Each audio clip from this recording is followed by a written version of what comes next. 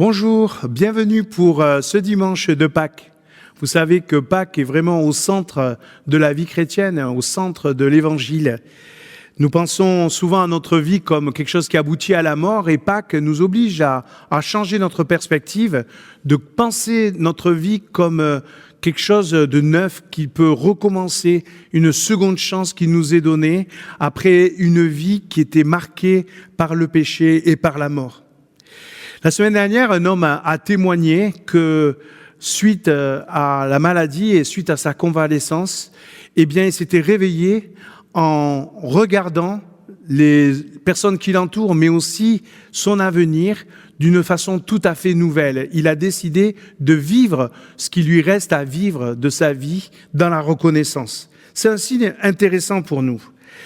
Si au lieu de partir de notre situation, nous partions de la résurrection du Christ, que signifie la croix? Elle nous parle de cet amour impressionnant de Dieu le Père qui a envoyé Jésus-Christ. C'est signifié dans Jean au chapitre 3, verset 16. Dieu a tellement aimé le monde, il a tellement aimé chacun qu'il a envoyé son Fils afin que quiconque croit en lui ne périsse pas mais qu'il ait la vie éternelle. Pendant ce culte, après un temps de louange où nous allons vraiment remercier tous ensemble Jésus pour son œuvre sur la croix, nous aurons la prédication qui nous sera aujourd'hui apportée par le pasteur Gemma Taboyan. Puis on aura bien sûr quelques surprises et ensuite nous partagerons ensemble le repas du Seigneur. À cet effet, on vous propose de préparer d'ores et déjà le pain et le jus de raisin afin de le prendre tous ensemble quand le temps sera venu. Je vous remercie d'être là pour partager ce culte avec nous. Que le Seigneur vous bénisse et vous parle pendant ce culte. Prions le Seigneur.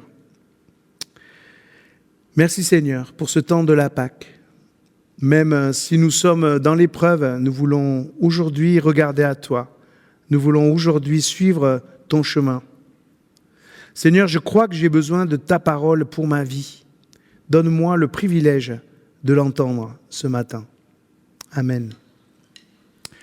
Nous allons ensemble louer le Seigneur.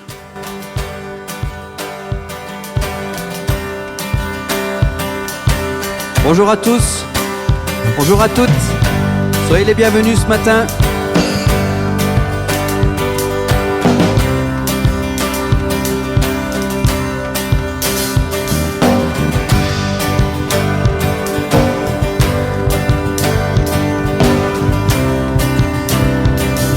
Nous voulons accueillir le Seigneur ce matin par ce chant qui dit « Que nos chants soient comme un signe ».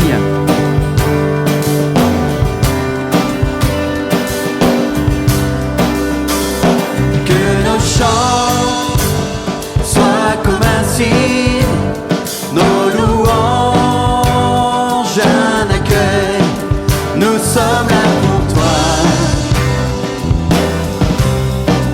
nous sommes là pour toi. Que ton souffle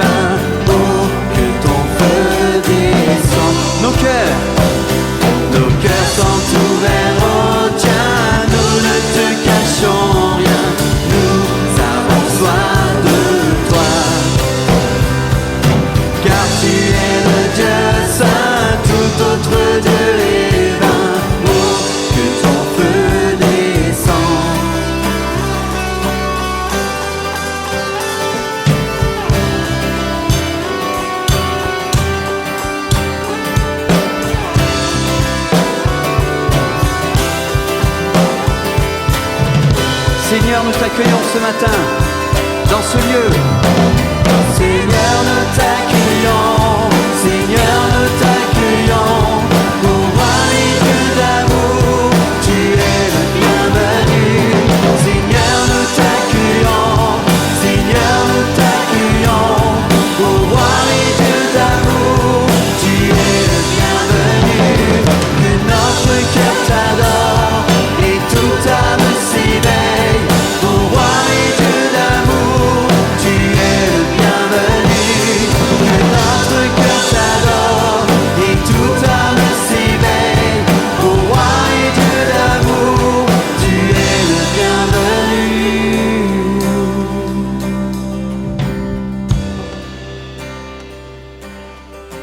Je vous propose une lecture dans le psaume 99.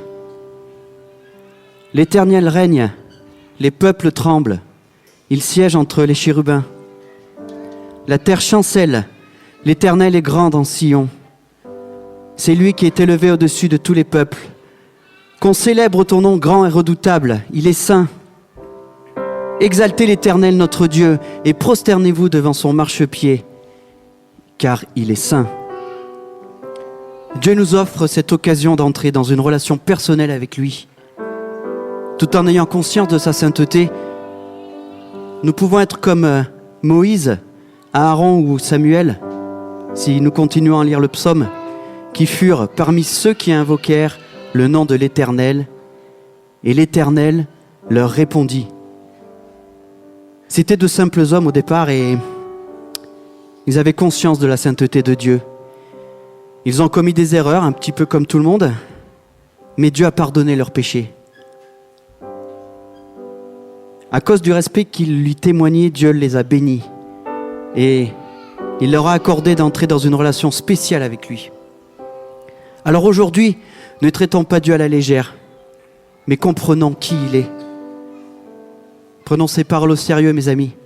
Adorons-le. Comme le dit le psalmiste, exaltez l'Éternel, notre Dieu, et prosternez-vous devant son marchepied. Son nom est saint, il est majestueux. Faisons monter notre adoration, remplissons le ciel de nos louanges et approchons-nous de lui.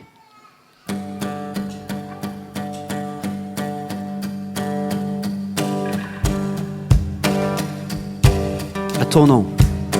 À ton nom, les vents vacillent et s'effondrent. À ton nom, les flots s'agitent, les mers grondent. À ton nom, les anges s'inclinent, la terre se réjouit, ton peuple s'écrie. Seigneur de la terre, nous exaltons ton grand nom, remplissons le ciel de nos louanges, nos louanges. Yahweh, Yahweh, nous aimons proclamer ton nom. Seigneur de la terre, Seigneur de la terre, nous exaltons ton grand nom, remplissons le ciel de nos louanges, nos louanges. Yahweh, Yahweh, nous aimons proclamer ton nom. À ton nom, le jour s'éveille dans la gloire. À ton nom, la nature dit ton histoire. À ton nom, les anges s'inclinent, la terre se réjouit, ton peuple s'écrie. Seigneur de la terre, nous exaltons ton grand nom, remplissons le ciel de nos louanges.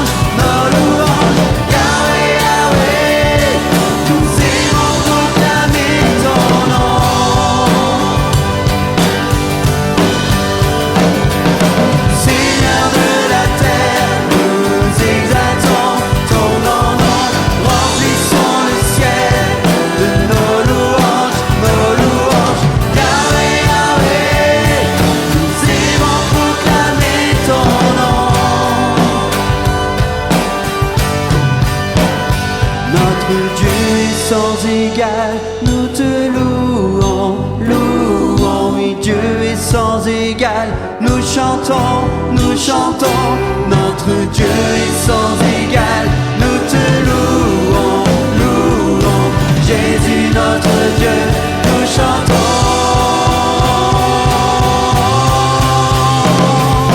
Seigneur de la terre, nous exaltons ton grand nom, remplissons le ciel de nos louanges, Yahweh, Yahweh, nous aimons proclamer ton nom.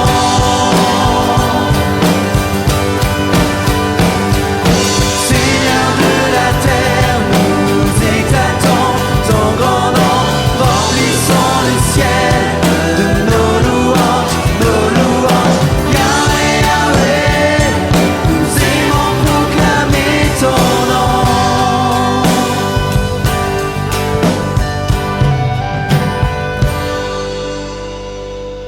Oui Seigneur, tu es majestueux, tu es grand Seigneur, tu es souverain, tu es puissant.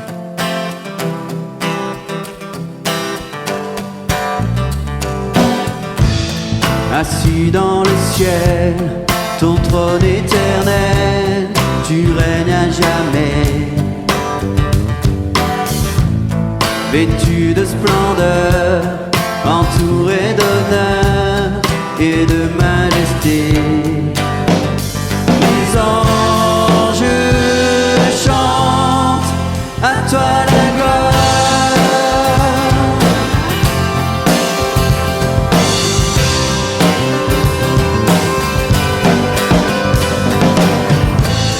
Les cieux et les mers, la vie, la lumière, nous parlent de toi.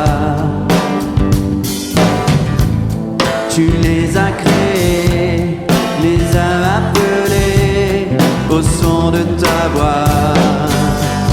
La terre chante, majestueux, souverain, Dieu tout-puissant, tu es saint. La création loue ton nom, tout l'univers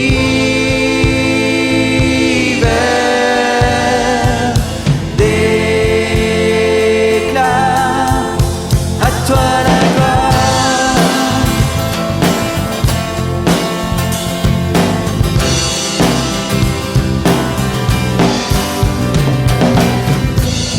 Ô roi serviteur, tu vins sur la terre révéler l'amour. Divin créateur, merveilleux sauveur, tu vis pour toujours. Tes enfants chantent majestueux, souverain, tu es souverain, Dieu tout-puissant, tu es saint.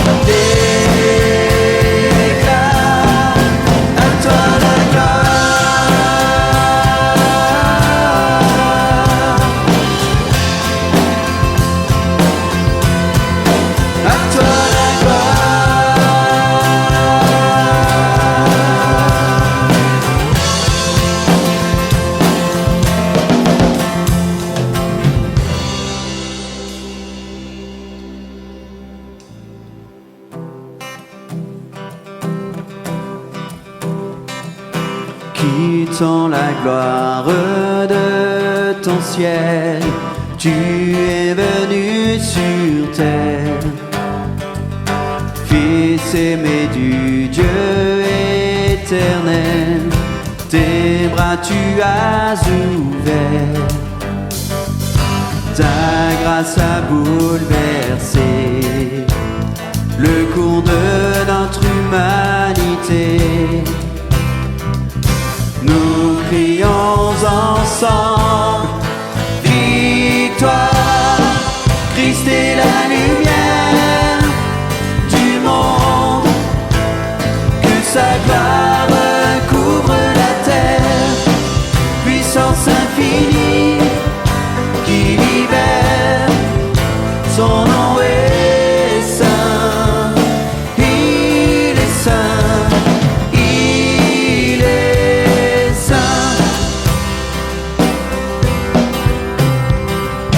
Nous les fils et les filles du roi, entendons chaque jour un hymne de gloire et de joie, célébrant son amour.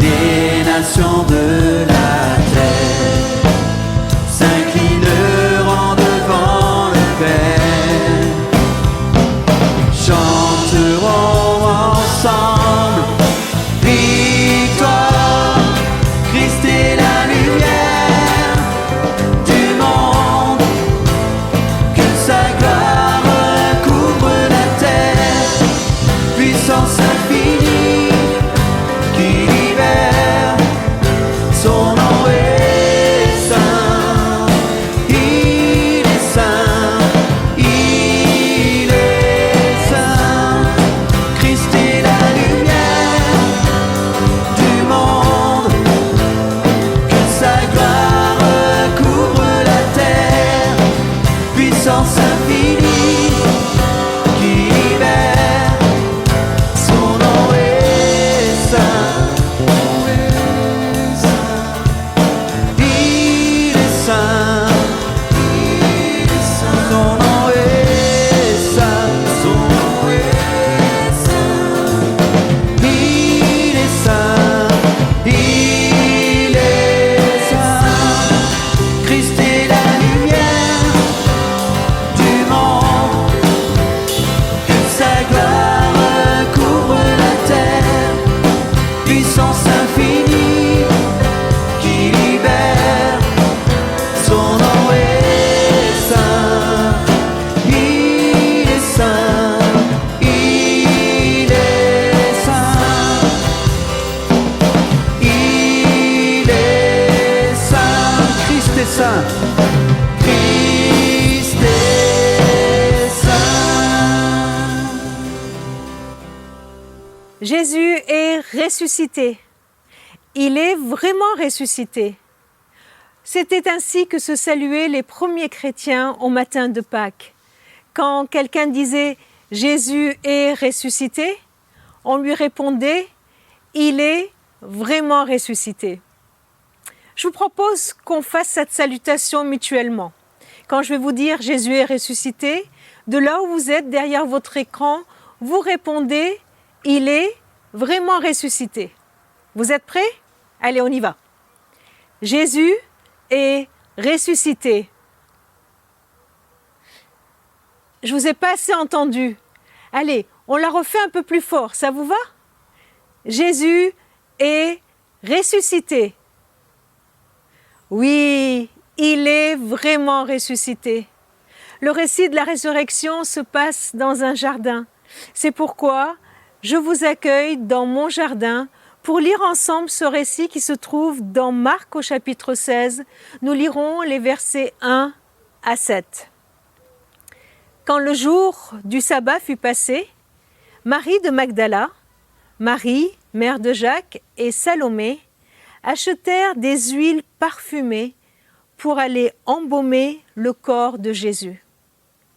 Très tôt le dimanche matin, au lever du soleil, elles se rendirent au tombeau.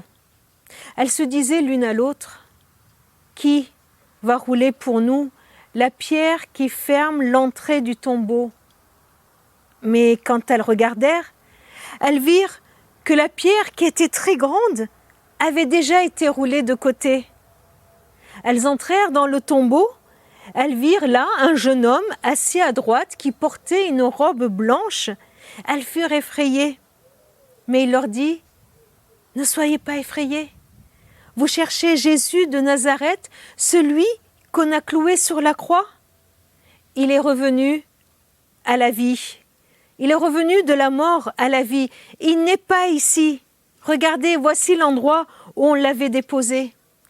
Allez maintenant dire ceci à ses disciples, y compris à Pierre.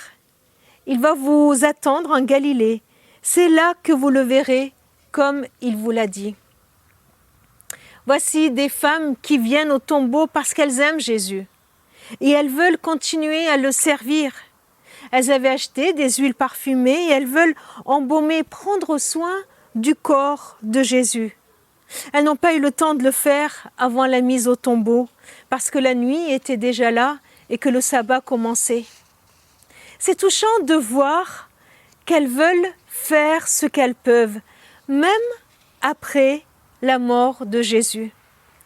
Je vous invite à suivre leur cheminement dans ce récit très sobre qu'on trouve dans l'évangile de Marc et pour voir en quoi leur vécu nous rejoint aujourd'hui.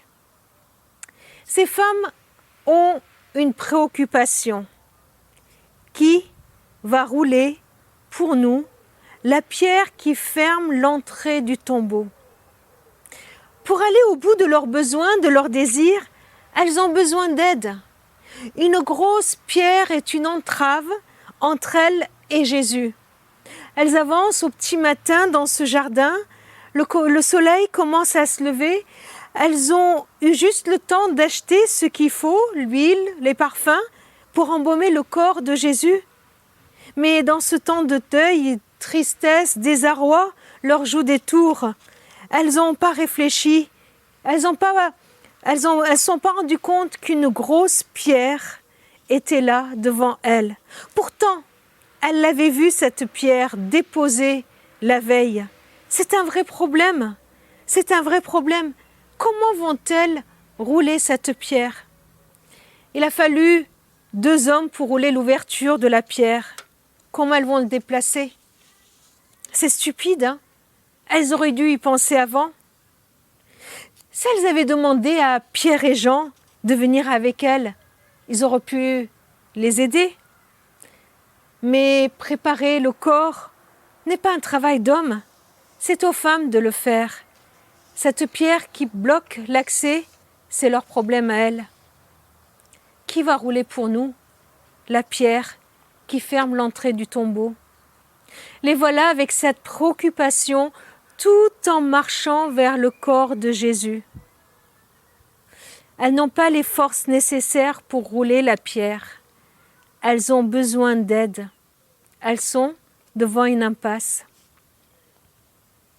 Je ne sais pas quelle est votre préoccupation de ce jour, de ce matin de Pâques. Pas mal de questions nous assaillent en ce moment. Qui ou quel traitement nous sauvera de ce virus et mettra fin à ce fléau? Comment l'économie de notre pays va repartir? Allons-nous garder nos emplois, nos revenus? Comment allons-nous faire pour continuer à vivre normalement? Qui pourra nous libérer de ce confinement, de cette situation? Comment allons-nous faire? Soyons honnêtes, cette question, comment allons-nous faire? Nous l'avions dans notre cœur avant cette situation, avant ce virus. Tellement de fois, nous avons été devant des impasses. Comment va-t-on s'en sortir? Cette question, elle s'est posée à nous à différents niveaux. À différents niveaux, nous aussi, nous avons eu besoin d'aide. Qui pourra nous libérer d'un passé si pesant? Qui pourra m'aimer pour ne pas me laisser tomber quand il découvrira le sale caractère que j'ai? Qui pourra me donner la force de continuer à vivre, malgré ce que j'ai vécu, malgré ce que j'ai subi, malgré toutes ces difficultés, ces épreuves qui m'ont cassé, qui m'ont affaibli. Qui pourra m'aider à m'occuper de ma famille, de mes bien-aimés? Ou alors, qui pourra m'aider à supporter dans cette solitude ce manque de famille, ce manque de personnes pour m'entourer? Qui pourra venir à mon secours? Qui pourra me sauver? Dans quel domaine avez-vous besoin d'aide aujourd'hui? L'aide d'un plus grand, d'un plus puissant que soi. Cette pierre faisait obstacle entre les femmes et Jésus au point de les empêcher de parvenir jusqu'à lui. Et à ce titre, cette pierre représente aussi tout ce qui est lourd dans notre vie et qui nous empêche de venir au Seigneur. Beaucoup d'interrogations mettent aussi une distance entre nous et lui. La première, est-ce que Dieu existe vraiment? S'il existe, pourquoi ce coronavirus? Pourquoi cette situation? Pourquoi cette mort? Pourquoi tous ces morts? Si Dieu existe, est-ce qu'il s'intéresse vraiment à moi? Est-ce qu'il m'aime, moi, tel que je suis? Est-ce qu'il est capable de m'aider? Est-ce qu'il veut bien faire quelque chose pour moi? Est-ce qu'il est capable de me sauver? Ces questionnements peuvent être comme ces pierres qui obstruent le chemin de la foi, de la rencontre, de ce chemin qui nous mène à Dieu. Et pourtant, notre cœur et le cœur de l'homme a tellement besoin d'aide. Il a besoin d'être estimé, aimé, au-delà d'un amour du donnant-donnant. Je t'aime tant que tu fais ce que je te dis. Je t'aime tant que tu m'apportes ce que je veux. L'homme a besoin de bonté, de relations solides, d'entraide. Nous sommes tellement réconfortés quand on voit des initiatives dans notre pays, ici et là. Et puis, il y a un point énorme, plus lourd que cette pierre devant le tombeau qui pèse dans notre cœur. Ce poids, c'est la culpabilité. C'est toutes les fois où nous avons essayé, mais nous n'avons pas été à la hauteur. Où nous n'avons pas pu aimer comme on aurait voulu. Où nous n'avons pas pu nous réconcilier. Faire le bien comme on aurait voulu le faire. Nous ne sommes pas à la hauteur de nos ambitions. Nous le savons.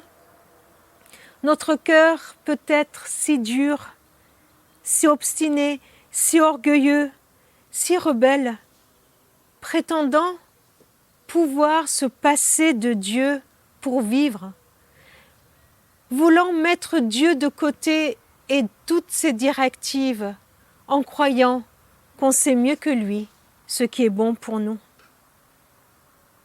Qui pourra rouler pour nous toutes ces pierres? Alors que nos femmes ont cette question en tête, comme nous qui avons toutes ces questions, elles arrivent tout doucement devant le tombeau. Et là, quand elles regardèrent, elles virent que la pierre qui était très grande avait déjà été roulée de côté. Elles n'ont pas la réponse à leurs questions, mais la question ne se pose plus. Nous n'aurons, nous non plus, pas toujours les réponses à toutes ces questions. Mais il y arrivera un moment où ces questions ne se poseront plus. Pourquoi? Parce que pendant que nous les posons, comme pour ces femmes, Dieu, lui, il agit. Et il agit d'une façon extraordinaire. La pierre est déjà roulée. Voilà la bonne nouvelle de Pâques. La pierre est déjà roulée. J'aime cette image. Alors que ces femmes se posaient toutes ces questions, elles arrivent et la pierre est déjà roulée. Notre Dieu nous devance. Il est celui qui va au-devant de nous. Nous le voyons tout au long de l'histoire du peuple de Dieu. Dieu n'est pas en retard comme nous pourrions le penser. Il marche devant nous. alors que je me demande comment je vais vivre demain. Lui qui m'y précède, il prépare déjà, il a déjà préparé ce demain. Dieu s'engage pour nous depuis toujours, depuis le commencement du monde. Dieu en Christ avance avec nous, avec un pas, un demi-pas devant nous.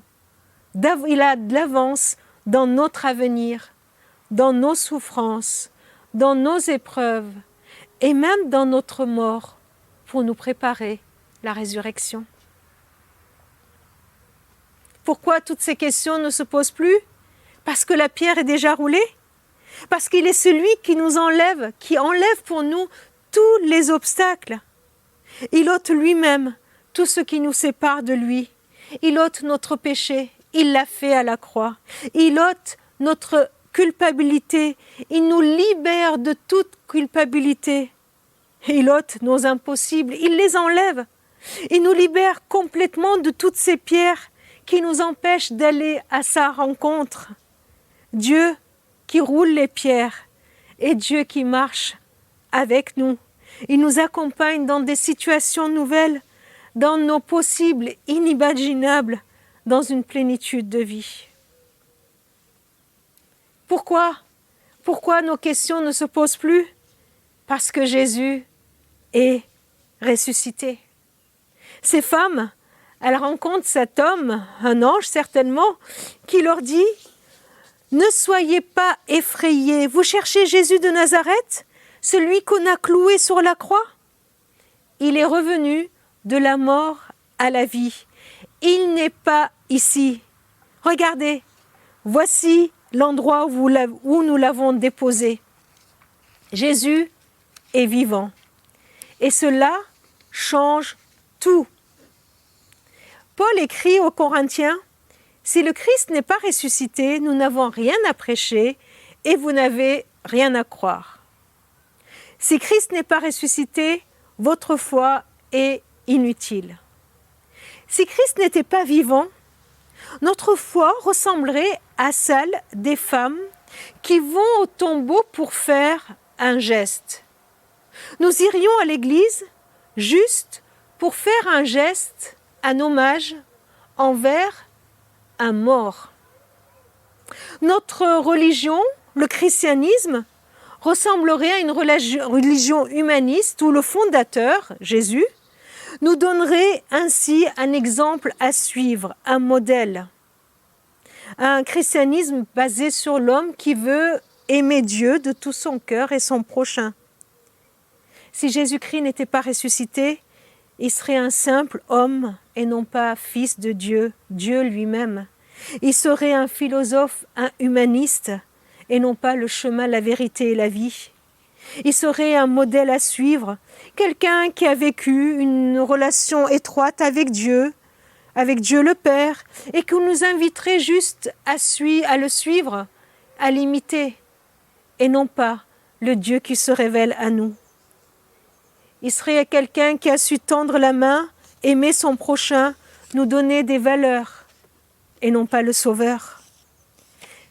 Paul continue et il écrit « Mais puisque Jésus est ressuscité ». En réalité, Christ est ressuscité. Alors tout change. Cela prouve qu'il est véritablement le Fils de Dieu. Il dit la vérité. Par lui, nous pouvons connaître Dieu.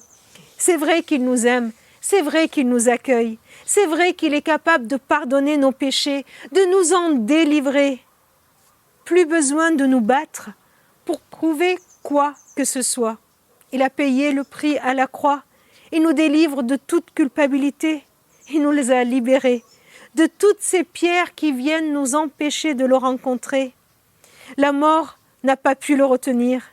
Il est plus fort que la mort. La mort n'aura pas le dernier mot sur notre existence. Jésus nous accordera avec lui la vie éternelle.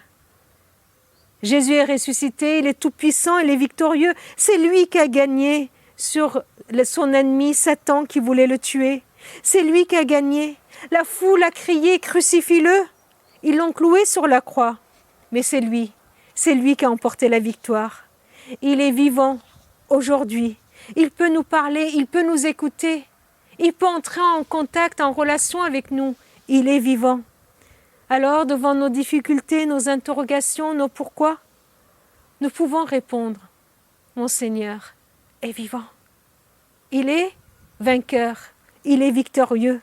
Il nous accorde la victoire dans toutes nos détresses, dans toutes nos impasses. Il n'y a pas plus fort que lui. Ces femmes arrivent avec une préoccupation. Elles découvrent que leur préoccupation n'a plus de raison d'être. La pierre est ôtée. Bien plus que l'impossible s'est produit. Jésus est vivant. Et elles repartent avec une mission. Voilà ce que cet homme leur dit. Maintenant, allez dire ceci à ses disciples, y compris à Pierre. Il va vous attendre en Galilée. C'est là que vous le verrez, comme il vous a dit. Mes amis, voilà le message de Pâques pour nous ce matin. Oui, Dieu nous libère de nos préoccupations parce qu'il nous devance. Et cela nous interroge sur cette lourde pierre qui m'empêche moi d'aboutir à ce que je désire faire et être. Est-ce que tu as conscience d'une pierre qui t'empêche de vivre? Est-ce que tu la vois? Est-ce que tu la connais? Est-ce que tu peux la nommer? Tu peux t'en vouloir de ne pas avoir anticipé. Tu peux t'en vouloir ou en vouloir aux autres de ne pas être venus t'aider. Tu peux même avoir la tentation de rebrousser chemin avant d'atteindre ton objectif. Si Christ est ressuscité, est-ce qu'il ne voudrait pas t'aider? Tu peux penser qu'il aurait pu te prévenir ou encore agir autrement. Mais aujourd'hui, il y a une possibilité qui s'ouvre pour toi. Le laisser te rencontrer. Ce serait incroyable. Ce serait ça, vivre Pâques. De te laisser rencontrer par le vivant qui est là près de toi, prêt à t'aider. Christ est vivant, il est victorieux, il veut te rencontrer, il veut nous rencontrer. Alors, nous qui avons rencontré Christ, nous qui voulons le rencontrer ce matin encore, nous qui sommes témoins de sa victoire sur nos impasses, alors Dieu nous confie, comme à ces femmes, une nouvelle mission, un projet de vie. Allez, annoncez qu'il est vivant, qu'il vous devance pour le rencontrer. L'annoncer, surtout à Pierre. J'aime cette délicatesse. Ne pas laisser Pierre dans sa solitude, lui qui a renié son Seigneur 3 fois. Ne pas le laisser dans la culpabilité. Allez annoncer cela, surtout à ceux qui sont écrasés par la solitude et la culpabilité. À nous d'aller annoncer cette bonne nouvelle qui est l'espérance, dont notre monde aujourd'hui, plus que jamais, a besoin. Si tu es témoin toi aussi de cela, alors tu deviens, avec moi, messager de cette bonne nouvelle. Je vous invite à prier. Seigneur, merci de nous rappeler que tu nous devances et que tu enlèves ces pierres, que nous voyons, qui nous obstruent le chemin, tu les as déjà enlevées. Merci Seigneur, parce que c'est toi qui es victorieux, c'est toi qui as la victoire sur tout, sur toutes nos situations, sur toutes nos maladies et même sur la mort. Seigneur, je te prie pour tous ceux qui nous écoutent ce matin, tous ceux qui sont derrière leur écran, je te prie pour moi-même, je veux te rencontrer. Tu es celui qui va ôter mes pierres aussi. Je veux te rencontrer tout à nouveau. Je veux avoir cette rencontre avec toi. Seigneur, j'accepte cette nouvelle mission que tu nous confies et ensemble nous voulons l'accepter et être des messagers de cette bonne nouvelle, de ta résurrection. Merci Seigneur pour ce matin de Pâques. Je te prie pour notre pays, je te prie pour tous ceux qui se battent dans cette situation si difficile. Je te prie pour les malades, je te prie pour que toutes ces personnes puissent vivre également le matin de Pâques, cette joie de la vie qui est plus forte que la mort. Amen. Nous avons posé à plusieurs personnes une question. Jésus est vivant. Qu'est-ce que cela change pour toi aujourd'hui? Je vous laisse découvrir les réponses. Ce que ça change pour moi, c'est que je sais que je suis jamais toute seule. Et en fait, je sais que Jésus, il me tient par la main tout le temps, dans toutes les minutes de ma vie. Et ça m'apporte une paix intérieure que j'ai jamais retrouvée ailleurs que lorsque je me tiens proche de lui. Je sais qu'il est là tout le temps et que je peux m'adresser à lui à n'importe quel moment, quand ça va bien ou quand ça va pas. Mais par contre, ce que ça veut dire aussi, c'est que il faut que je prenne soin de notre relation et que j'essaye d'être à son écoute au maximum. Alors pour moi, ça change que je suis capable de vivre en paix, avec confiance. La vie a gagné, moi j'ai la vie. On voit tout ce printemps qui sort aussi, ces fleurs, tout ce qu'il y a autour de nous. Et ça nous donne une paix, une assurance. On a cette vie, Jésus a tout pris pour nous et il avance avec nous. On peut continuer à avancer et à témoigner de lui. C'est quelque chose de plus tangible aussi pour les autres. Eh bien pour moi ça change absolument tout parce que si Jésus n'était pas vivant, s'il était resté mort, il ne serait qu'un simple prophète. Et puis on n'aurait toujours pas cet accès possible au pardon, à la grâce. Et puis Dieu, il resterait un Dieu de l'Ancien Testament, un Dieu qui punit, un Dieu qui sanctionne. Et cette notion d'amour serait bien galvaudée.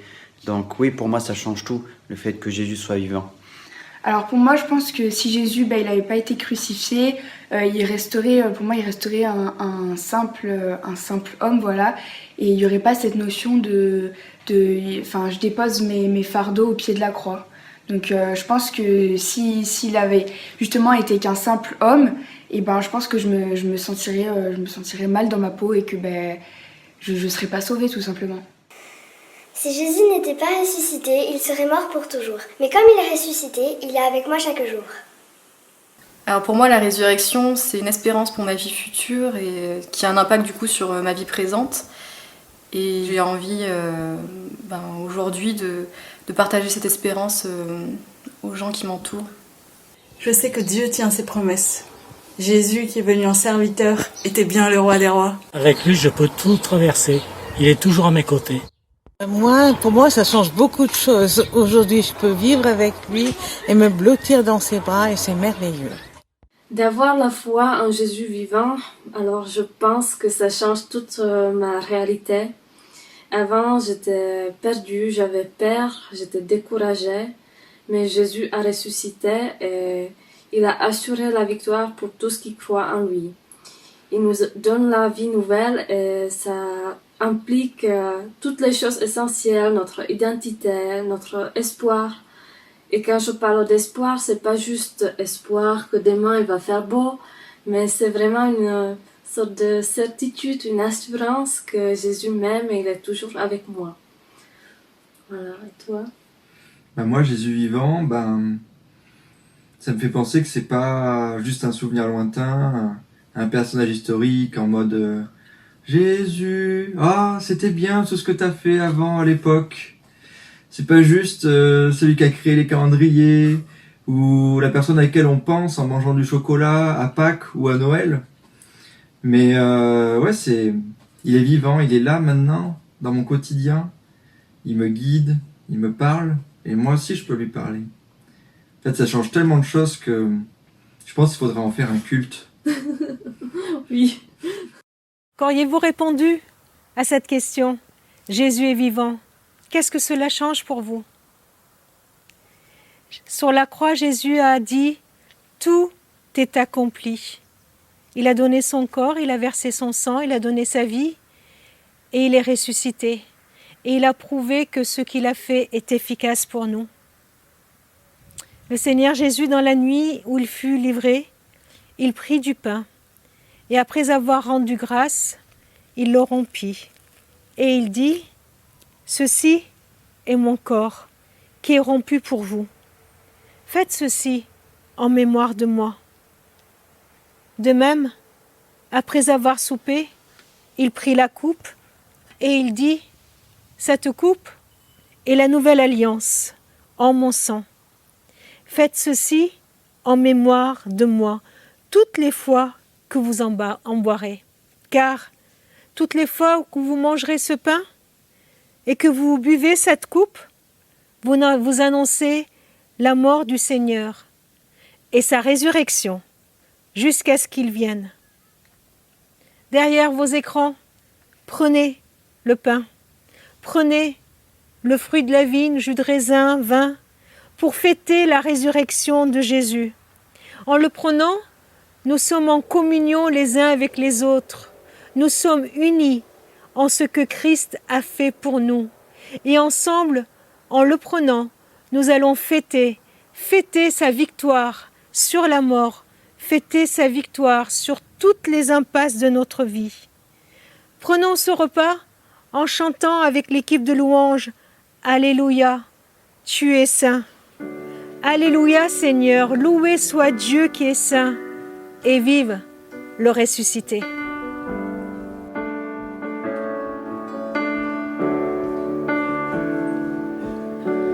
Tu t'es abaissé pour l'humanité.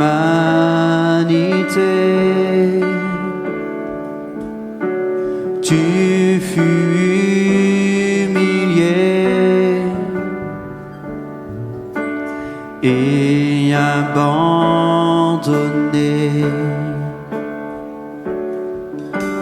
Ta mort est ma vie.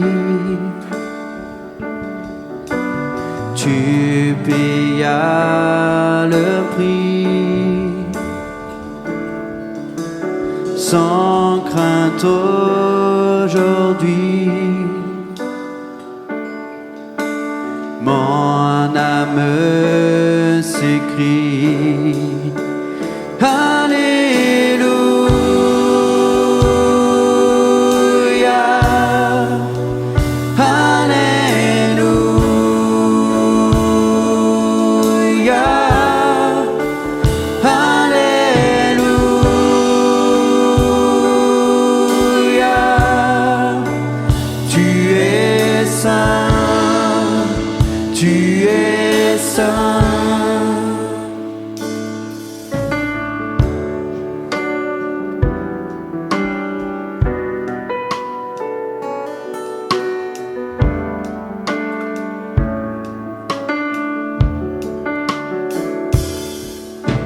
Je suis à tes pieds pour te remercier d'avoir accepté de tout supporter. Éprouvé, je tiens, pardonné, je viens, avec tous les saints, chanter tu reviens.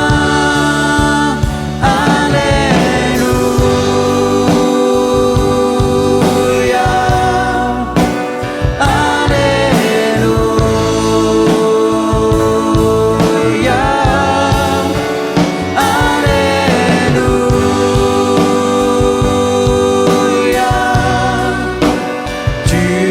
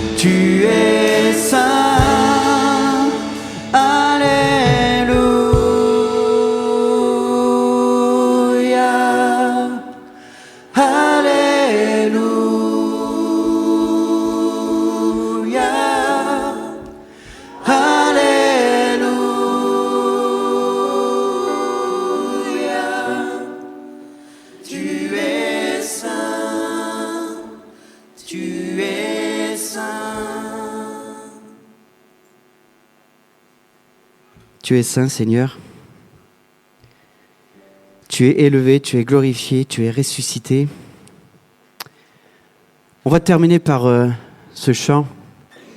Gemma l'a dit plusieurs fois dans son message, alors j'ai même pas besoin de faire l'introduction. Ce chant qui dit « Libéré », vous connaissez la suite? Vous la connaissez mieux que moi, c'est ça? Libéré, racheté, délivré, pardonné.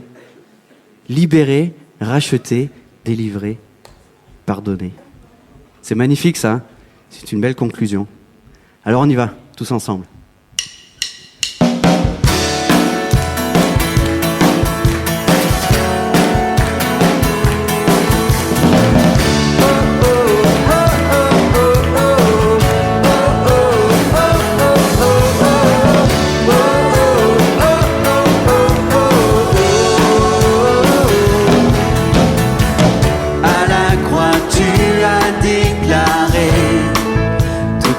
Accompli, payant le prix de chaque vie.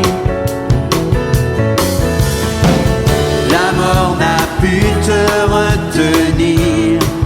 Je sais que tu es ressuscité,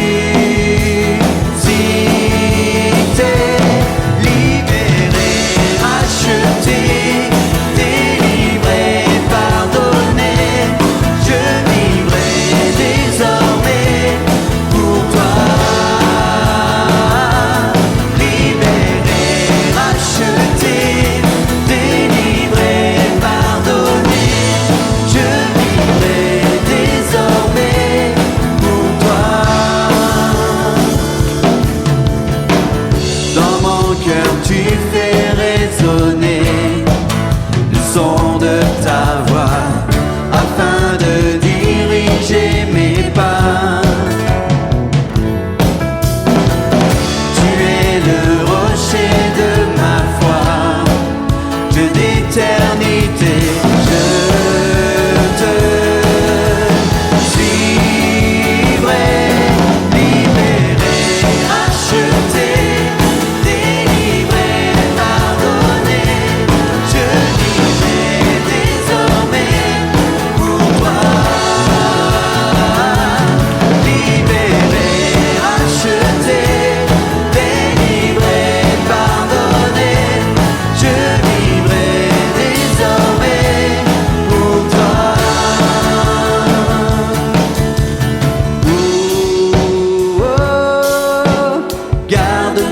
Toujours près de toi,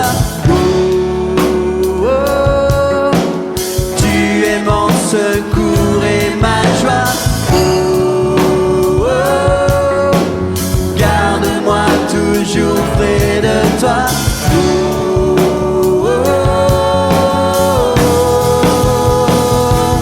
Libéré, racheté,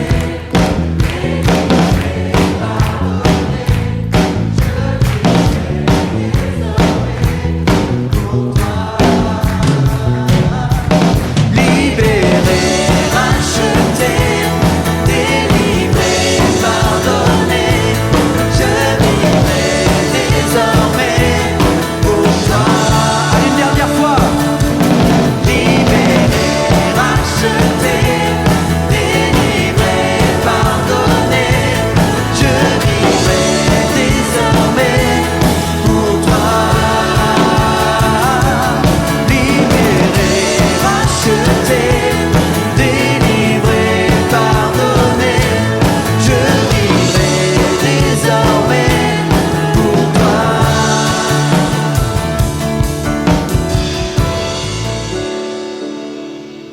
Amen.